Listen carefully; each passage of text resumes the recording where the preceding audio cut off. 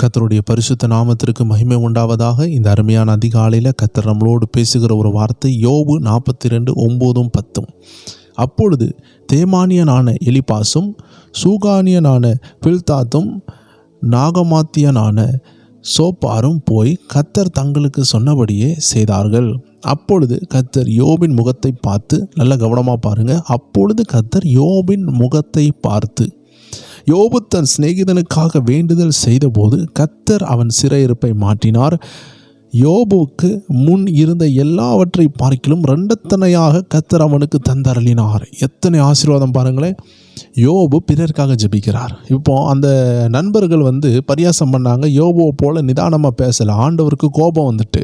அப்போ ஆண்டவர் சொல்கிறாரு, நீங்கள் யோபு மாதிரி நிதானமாக பேசலை, அதனால் நீங்கள் யோபுகிட்ட போய் என்ன செய்யுங்க, ஜெபிக்கிறதுக்காக போங்க, அவன் உங்களுக்காக ஜெபிப்பான் அப்படின்னு சொல்லிட்டு யோபு ஜெபிக்கும் பொழுது யோபுனுடைய முகத்தை கர்த்தர் பார்க்கிறார். அதன் நிமித்தமாக அவர்களை ஆண்டவர் என்ன செய்கிறார், காப்பாற்றுகிறார். யோபுவை 2 மடங்கு ஆசீர்வதிக்கிறார். தேவஜனங்களே, உங்கள் சிறையிருப்பு மாறணும்னா நம்பர் 1, உங்களை எதிர்த்தவர்களுக்காக ஜெபியுங்க. உங்கள் எதிர்த்தவர்களுக்காக ஏசப்பா சொன்னது, நீங்கள் ஜெபிக்கணும். உங்களை உபத்திரவப்படுத்துறவர்களுக்காக ஜெபியுங்க. நீங்கள் அவர்கள் மேலே கோபப்பட்டுக்கிட்டே இருந்தீங்கன்னா உங்களுக்கு கில்லிங் எமோஷன் உண்டாகும், உங்களுக்குள்ளாடியே ஒரு வெறுப்பு உண்டாகும், மன்னிக்க முடியாத தன்மை உண்டாகும், உங்களுக்கும் விடுதலை இருக்காது. உடனே ஜெபித்துருங்க. உங்கள் சபையில் ஒடுக்குறாங்களா, உங்கள் குடும்பத்தில் ஒடுக்குறாங்களா, அவங்க பேரை சொல்லி ஜெபித்து பாருங்கள். இன்றைக்கி ட்ரை பண்ணி பாருங்கள், ஒரு 5 நிமிஷம் ஜெபித்து பாருங்கள். ஆண்டவரே, அவர்களை மன்னிக்கிறேன், அவர்கள் அறிந்தோ அறியாமலே எப்படி செய்தாலும் நான் மன்னிக்கிறேன்ப்பா அப்படின்னு சொல்லி ஜெபித்து பாருங்களேன். உங்கள் முகத்திற்காக ஆண்டவர் அவர்களையும் விடுதலை ஆக்குவார், உங்களையும் விடுதலை ஆக்குவார்.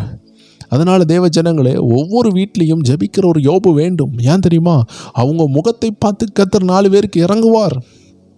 மரண படுக்கையில் இருப்பாங்க, நீங்கள் போய் ஆண்டவர் நோக்கி பார்க்கும் பொழுது உங்கள் முகத்தை பார்த்து அந்த மரணக்கட்டை உடைப்பார்.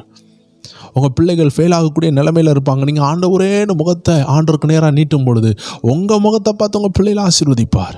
தேவச்சனங்களை, எத்தனை ஆசீர்வாதங்கள் நம்ம தாய் தகப்பன்மார் மூலமாக, ஊழியர்கள் மூலமாக, குடும்பத்தார் மூலமாக, ஜெபிக்கிற நண்பர்கள் மூலமாக அவர்கள் முகத்தை பார்த்து கர்த்தர் நம்மளை ஆசீர்வதித்திருக்கிறார். இன்றைக்கி ஆண்டவர் எதிர்பார்க்குறாரு, பிறர் முகத்தை பார்த்து பிறருடைய ஜெபத்தை கேட்டு நான் ஒன்று ஆசீர்வதிச்சிருக்கிறேனே, இனிமேல் நீ ஜெபிப்பியா மகனே, நீ ஜெபிப்பியா மகளேன்னு ஆண்டவர் நம்மளை பார்த்து பார்க்கும் பொழுது நம்ம ஜெபித்தால் நமது முகத்தை பார்த்து நம்ம தேசத்தை காப்பாற்றுவார், குடும்பத்தை காப்பாற்றுவார், நண்பர்களை காப்பாற்றுவார், எதிர்த்து நிற்கிறவர்களை காப்பாற்றுவார், அவர்களை இரட்சிப்பார், இயேசு தெய்வம் என்று காட்டுவார்.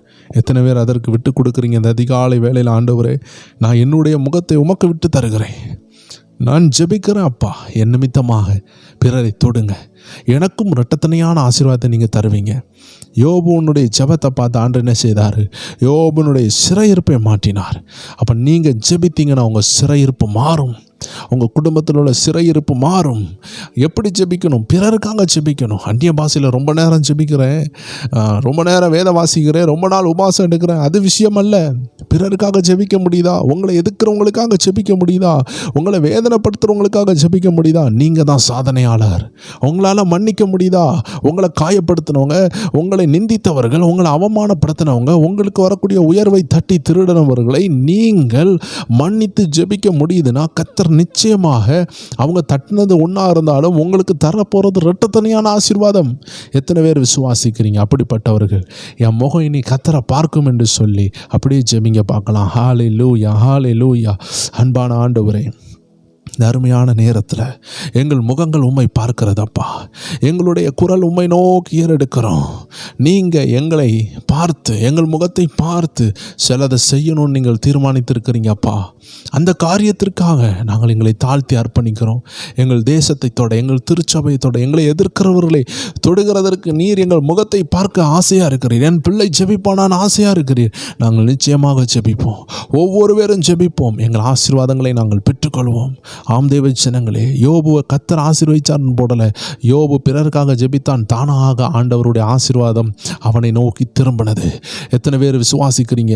இதே போல விட்டு கொடுத்து செய்து பாருங்கள். உங்கள் வாழ்க்கை மாறுகிறதா இல்லையான்னு செக் பண்ணி பாருங்கள். கர்த்தர் நிச்சயமாக மாற்றுவார். நன்றி அப்பா, அப்படியே ஆசீர்வதிக்கிறதுக்காக நன்றி. இயேசுவின் நாமத்தில் ஜெபிக்கிறோம் எங்கள் நல்ல பிதாவே. ஆமேன், ஆமேன், ஆமேன். God bless you. இன்று இரவும் ஸ்பிரிச்சுவல் WF என்ற சேனலில் 9 மணி அளவில் ஏதாவது பதிவுகள் போட கர்த்தர் கிருபை செய்தால் போடுவோம். இணைந்து கொள்ளுங்கள். God bless you.